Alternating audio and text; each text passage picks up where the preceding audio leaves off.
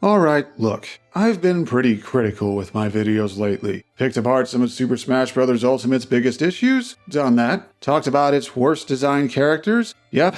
Brought up other games and franchises that had stuff go wrong? Okay, that one's been on the back burner, but you get the idea. There's enough negativity going around. We could use some positive stuff sometimes, right? So let's give some credit where credit is due. For all the nitpicks I've had about Ultimate, it's still a great game, and there are actually several fighters who were designed really well. Some who have aged gracefully over the last 6.5 years, oh boy. I've used my background as a content creator and competitive player to narrow things down, so let's see who stands out design-wise as the best of the best. A tougher question than it sounds, because first we have to ask, the best based on what? Let's start here. Most of the roster's characters were built with a clear idea in the developers' heads, but for which of them did those devs execute on those ideas perfectly? Having characters get cut between games can hurt, but it's always fun when someone comes back and you get to see how they've changed since. A lot of fans were disappointed when Wolf didn't make it into Smash 4, but his reappearance in Ultimate came with one hell of an overhaul. Those of you who weren't around for Brawl, Wolf's moveset and animations back then were rough, with stuff left and right recycled from other characters, not just Fox and Falco, and a lot of jank everywhere else. What was that neutral air? He had this almost feral vibe that only kind of fit him, and gave away how rushed his inclusion mid-development of the game was. But in Ultimate, Wolf feels less like a half-wild animal and more like the confident, intimidating outlaw that he is. His moveset was always meant to feel like a darker, more villainous take on the other space animals, and now it hits those notes as hard as a well-timed back air. The weighty movement, the wicked-looking motion trails on his claw attacks, the extra oomph on his strongest hits, it all just works. A shame there hasn't been a new Star Fox game lately for the character to do anything in. Next, we have a moveset that took a couple games to grow into its own. Ike's moveset in Brawl started as a concept for a heavy sword fighter, and after his debut game showed up at the right time, the concept was adapted to fit him. Kind of. While the animations made sense for someone who didn't get to fully learn his dad's fighting style and compensates with pure strength and combat prowess, his stats in Path of Radiance weren't actually that slow, especially compared to how sluggish almost all the attacks themselves were. But over the following entries, Ike's become much truer to his games. Touch-ups to his frame data, along with his post-time-skip Radiant Dawn appearance actually having bulkier stat growths, have made him a hard hitter with a combination of power and range, which has helped the little details shine brighter, like the multiple moves directly based on his combat animations, or the fact that a character with a humble, down-to-earth personality has a straightforward, no-frills playstyle that emphasizes fundamentals. Sure, there are a couple blemishes. That straightforwardness has held him back competitively as Ultimate's metagame has developed, and some fans still bemoan that he doesn't have the blue flame projectile his sword Ragnell can use in his games. But those don't detract much from what otherwise is such a strong design, unlike some characters we'll get to later.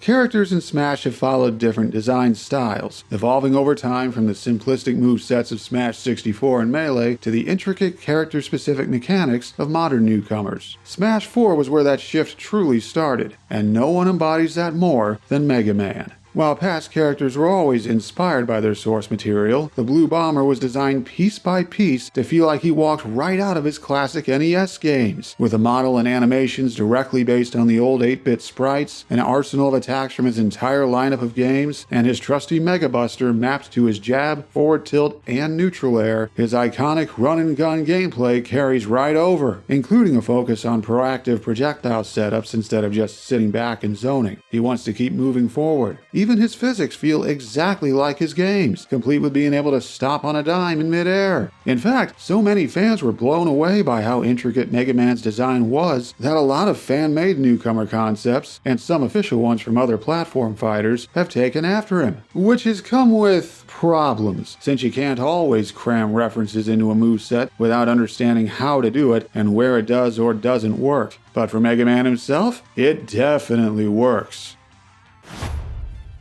Ultimate invited several characters who'd been highly requested for years. One of them had a dedicated following of DK fans pushing for his grand return despite being inactive for ages, outside of one baseball cameo. Their voices were heard, and after finally coming aboard after all this time, King K. Rool does not disappoint. The Kremlin King's offbeat moveset was, according to Sakurai, designed to do things Smash's super heavies aren't normally capable of, sporting multiple projectiles, knockback immunity on several attacks thanks to his golden belly armor, and some really unorthodox combos and setups. Playing him or just watching him in action is equal parts hilarious and unnerving. It's like K. Rool is designed to make his players get into his headspace, fighting like a boisterous, partially insane supervillain. Toss your crown like a boomerang to force approaches. Barge through enemy offense with your own attacks to show them who the real powerhouse is. Whip out a blunderbuss for projectiles and command grabs. And don a pirate hat at the same time to make it feel more authentic. The only thing missing is some actual voice acting, though that's somewhat more forgivable with this guy than it is with someone else.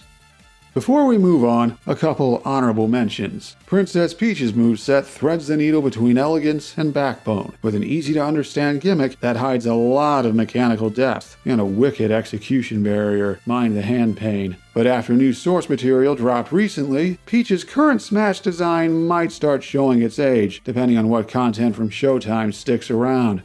Meanwhile, the newcomer a lot of people balked at originally ended up with a very inspired design. There are a ton of attacks here based on the many piranha plant subspecies across Mario's history, and the emphasis on traps and anti-airs is perfect for a character who's most known for getting in the way of your jumps. Though this fighter might be too one-dimensional for their own good. Plant has so many issues doing anything other than traps and catching jumps that it hurts the overall design. Not every character in Smash relies only on their source material. Some take creative liberties of various kinds. While for some characters it sticks out like a sore thumb, there are a few who ended up better for it. Us Smash old heads remember all the talk around Ness back in Smash 64. Hardly anyone knew who the weird kid with psychic powers was, but he was cool, and his design has held up so well that not only has it survived with minimal changes, most Smash fans don't realize that most of Ness's specials aren't actually his. Yeah, PSI Fire, Thunder, Magnet, and Starstorm are not powers he learns in Earthbound. Ness's abilities in that game are more support-based, healing allies and cleansing status effects, with one status inflicting set with Flash and one damage dealing set, based on whatever you say his favorite thing is at the start of a new file. Between this and his high attack power yet low speed, Ness is built more like a paladin than a red mage. The Smash devs, seemingly, thought it'd be better if he had more elemental powers in his kit, and hand-waved it by saying Paula taught him how to do them after the events of Earthbound. Which, yeah, his love interest from the next town over whose mom is a teacher totally would do that. A little narrative stretch that made Ness in Smash even better for it. It does make me wonder what a PSI Rockin' attack would look like, though. Ness might have got away with it because he was such a niche character, but sometimes it works for characters who are the opposite of niche. Once Mega Man was revealed for Smash 4, pretty much everyone who knew Bandai Namco was helping make the game expected Pac-Man to also show up, which didn't stop some from being skeptical about his moveset potential. Could the character most known for eating dots and fruit while wandering around mazes, and the occasional platformer spin-off, have enough to fill out a full moveset without it feeling bland? Turns out the devs had a clever solution. Expand on Pac-Man's arcade roots. Summoning fruit and pellet change for specials? Sure. Summon the Ghost Gang for his smash attacks? Let's do it. Bring in elements of other classic Namco arcade games for his up special and up taunt? Makes him even more of a walking homage to a bygone era. Those last two might have exacerbated the fan-made prop moveset problem in hindsight, but it worked here. Even Pac-Man's fighting style feels like an adaptation of how his games play, passively roaming around the stage, landing stray hits where he can, while also thinking ahead for the right opportunity to set up a big combo, just like luring the ghost into a corner with you, then popping a power pellet to get them all in one fell swoop. If there was ever a shoo-in newcomer, it was this. We all knew the Inklings were getting into the Switch's Smash game. Ideas for how the Squid Kids could play were more mixed, though. A lot of speculators, myself included, thought they'd focus on stage control and inking the ground, imitating their series' Turf War matches. Instead, we got something very different, but no less creative. Leaning into the speed and stylishness of Splatoon combat instead, Inkling's moveset is all about high mobility and mix-ups. Striking foes in different ways from different angles, these high-flying cephalopods rack up damage and look awesome doing it. There are even a couple breakdancing moves in there. But the actual creative reach comes from how many weapons the moveset has and how they're used. Obviously, you can't carry more than one main and one sub-weapon at a time in Splatoon, yet whipping out a whole arsenal in Smash just feels natural for the character. Even unconventional techniques like pointing a blaster skyward for their up smash or a forward smash featuring an unusually strong ink brush swing fit so well that they make the overall design feel very, very fresh. Those of you who were around for Smash 4, you remember the moment you realized exactly what this trailer was leading to. The sheer shock that Cloud Strife, the PlayStation icon, was coming to Smash Bros. Shook up newcomer speculation in ways we still haven't fully grasped. But it's not just who he is that makes him commonly played in Ultimate to this day, it's how well his moveset was built. Cloud's attacks use his source material, the entire compilation, and extrapolate from the idea of a foot soldier given superhuman abilities and a giant weapon to use them with. His sword swings have this extra heft that sells the power and technique behind them, and makes connecting with his moves feel really satisfying. And by taking some liberties with FF7's limit mechanic, Cloud has himself a gimmick that gives him temporary stat buffs and one enhanced special of his choice. Specials that are all based on his limit breaks from his original game. Sure, Smash 4 went overboard with some parts of his design, but Ultimate fixed them up with some thoughtful balance changes, like shrinking his neutral air's range by adjusting the animation to pull his arm in closer to his body to make him a strong, intuitive, yet mostly fair character. And a real quick shout out to the two Echo Fighters I think pull off the concept of an Echo Fighter best. Lucina and Chrom were given variants of Marth and Roy's movesets, but with key differences that make them play in distinct ways, while still being relatively simple and much easier to make than a semi-clone or etc. Makes one wonder what other Echo Fighters could use that treatment. Could Daisy have better mobility but no mid-air float? Could Dark Pit have ways to stand out better from his counterpart? And what new Echoes could the next game bring? I'd be up for Funky Kong as one for DK, with no cargo throw but more combo-friendly tilts and aerials.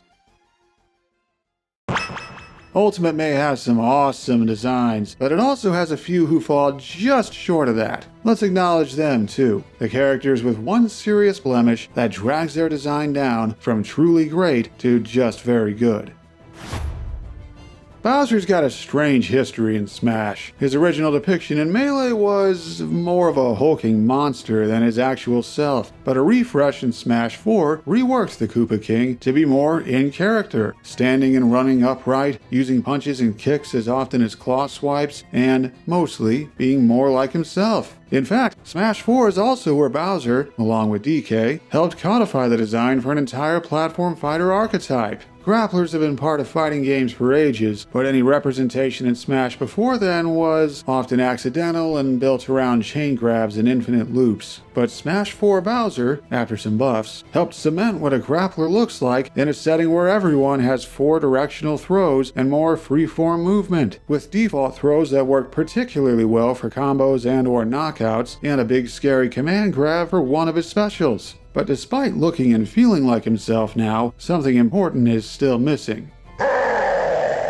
Yeah, he still doesn't sound like himself. Bowser's been using the same mishmash of voice clips since Brawl. Not only does he still sound out of character, it's neglecting the now iconic voice he's had since Mario Galaxy. Showtime!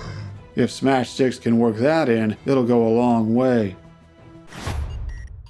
Next is someone that made a lot of kids playing Melee back in the day go, "Who is this?" Nintendo's oldest rep in Smash embodies a long lineup of old school LCD games, and oh man does he get a lot of mileage out of them. Mr. Game & Watch was actually the first Smash fighter to pull the moveset loaded with direct references thing, and like with Mega Man, this particular character pulls it off perfectly. Everything here is a nod to one Game & Watch game or another, melding ideas together in a way that feels creative instead of cluttered. There are even some deeper cuts in here that were added over time, like a neutral air based on Tropical Fish, or a forward air from Mario's Bombs Away? The 1980s were a weird time. But for how cool the ideas behind this moveset are, their execution in Ultimate makes them harder to appreciate, at least when you're playing against G-Dub. It took a few years for competitors to realize it, but this moveset as is has so many attacks that are big, long-lasting, and or functionally safe to throw out recklessly that it makes him really strong in a frustrating way. And that's how he can simultaneously be one of Ultimate's best designed characters and an honorable mention for its worst designs.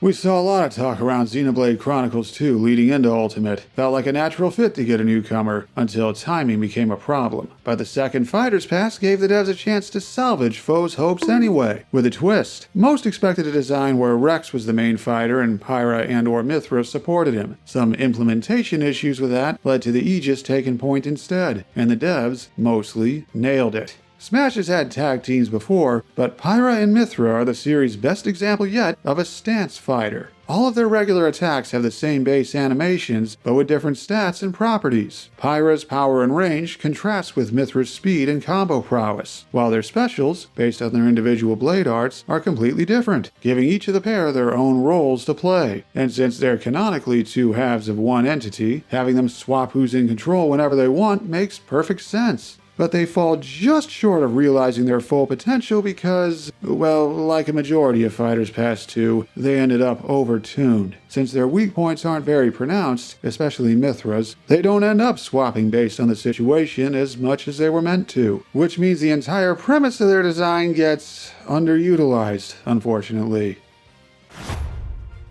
Alright, you probably guessed I'd sneak my main into here somewhere, but it makes sense. Chosen over Chrom in Smash 4 for being the more unique option, Robin's Smash design is, in my biased opinion, still one of the most interesting in Ultimate. By combining everything the character does in Awakening, Robin wields a hybrid moveset using swordplay and magic in tandem, including dark magic in a way that feels so natural you'd forget the tactician class can't normally use it, while incorporating traps and setups that let players pull off big brain strategies just like the character would naturally think of. And the devs even use the fact that Robin doesn't have a signature unbreakable weapon and spun it into a mechanic built around the weapon durability seen in most Fire Emblem games. Except, Robin has what I'd call a perception problem. At a first glance, the breakable weapons look like a debilitating weakness instead of a trade-off for having such powerful options. Being stuck with the second slowest run speed in the game gets extrapolated to people thinking everything Robin does is unviably slow, despite having decent frame data for a weapon user and literally median airspeed. The design may be creative, but it was executed in a way that makes the character's flaws obvious and their strengths less apparent. Hopefully if Robin sticks around for Smash 6, more likely than not in my biased opinion, we see some adjustments that make the downsides appear more like trade-offs instead of deal breakers. Now, one more honorable mention. Funny how it only took one game for us to have an entire gaggle of fighting game characters who feel like they walked right out of their home series. I feel like Terry pulls it off the best of the bunch. His animations and sound effects, straight out of Fatal Fury, feel satisfying, his combos feel awesome to pull off, and his over-the-top super specials bring it all together for a total package that appealed even to his naysayers after his reveal. However, all the fighting game reps in Ultimate feel like they cheat sometimes, and Terry is no exception. Between how easy his combos are to hit as long as you can do the inputs, to his auto turnaround making him immune to cross-ups, to having no limits on the aforementioned super specials once he's at 100%, it can be a bit much. We've seen 3 categories of characters so far, but is there someone whose design shines above all the others? In fact, there is someone who does it best, like no one ever was. Creating a moveset for one character is a challenge enough. Doing it for 3 characters in one? Even harder. The Pokemon Trainers squad in their debut game were not great, but their grand return in Ultimate was executed so well that they might well be the single best fighter design in the entire game. Each of the trio plays a role within the team. Squirtle's tiny size, speedy attacks, and decent enough mobility can get in and combo opponents to rack up damage at low percents. Ivysaur's slower paced zoning and disjointed vines shake up the match's tempo and keep foes from getting comfortable. and Charizard combines heavy weight and speedy movement for holding the line and surviving as long as possible, and cheesing a stock or two early sometimes. While they cover several of each other's weak points, Squirtle's low power, Ivysaur's sluggishness, Charizard's huge hurt box, they aren't a perfect team. They actually share a couple weaknesses. For example, all three struggle against ledge traps and corner pressure, which actually makes them more fair of a collective opponent. But the tragic part of this is, the odds of the entire trio sticking around next game are unclear. Hard to say yet what cuts Smash 6 will make, but the roster will have to get trimmed down eventually. And while we've seen Charizard go solo before, keeping all three of the team when there are several other Gen 1 Pokemon vying to stay around would be a tough sell if the devs want to include other veterans that cover Pokemon's entire history, especially the still extremely popular Lucario and Greninja. Could the Pokemon trainers still return despite that? Possibly. Could we see a successor in the form of a different trainer from a different generation with an equally cohesive team of three? Maybe, but that uncertainty means circumstances might force this fighter to go out on top. And that is a surprisingly comprehensive list of the best designed characters in Smash Ultimate. Some crafted with clear ideas that were executed to a T, others that took creative liberties with their source material for the better, a few very good designs with one major flaw holding them back, and one character, well, three, standing above all the rest. What do you think? Which characters would you rank among the best designed in Ultimate? Where do they stand compared to the high points of other Smash titles, or other fighting games? Let's hear it in the comments, so we can appreciate the good here, and hope the series' future, whether Smash 6 or a Switch 2 edition of Ultimate or otherwise, can be even better for it. Special thanks to the following for helping contribute to this video. Thanks as well to my patrons for the continued support. And if you're new here and enjoyed this video, I have plenty of others like it. Many about Smash, some about other topics. So, until next time, can't be that long until we get some kind of Smash news, right? Famous last words.